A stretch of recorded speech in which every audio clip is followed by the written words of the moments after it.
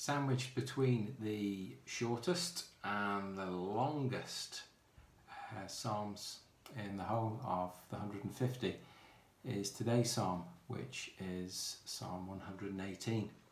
It's a fantastic, wonderful psalm. We're not sure of the exact circumstances when it was first written, but it's obviously describing a time where God brings about some incredible salvation here for his people, restores them by defeating their enemies, protecting them, and so on.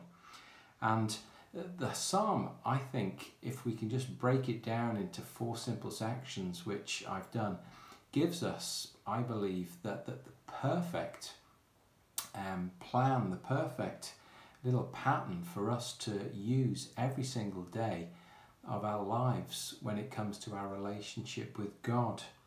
The first section, verses 1 to 4. What should we do every single day of our lives? We should thank God at all times. Why? Well, we get this wonderful refrain, he is good and his love endures forever. How often is God good to us? He's good all of the time. Then we get this next section, verses 5 to 14. Not only should we thank God at all times, secondly, we should trust God at all times. There in verse 8 we get this wonderful truth that we all know to be right and how we need to pay so much attention to it, where it says very obviously, very clearly, it's better to trust in God than in man. How true. We've proved that, all of us, in our lives, for those of us that do trust in God. And then we get the third section, verses 15 to 22. So not just firstly, thank God at all times, not just secondly, trust God at all times, but thirdly, glorify God at all times. Listen to verse 15. The Lord's right hand has done mighty things for us. Now we know as believers that God is doing mighty things for us constantly.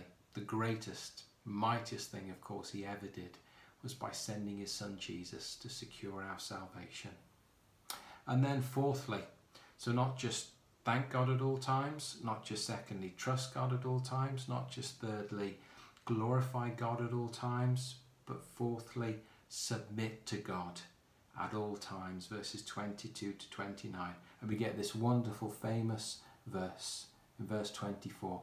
This is the day that the Lord has made. We will rejoice and be glad in it.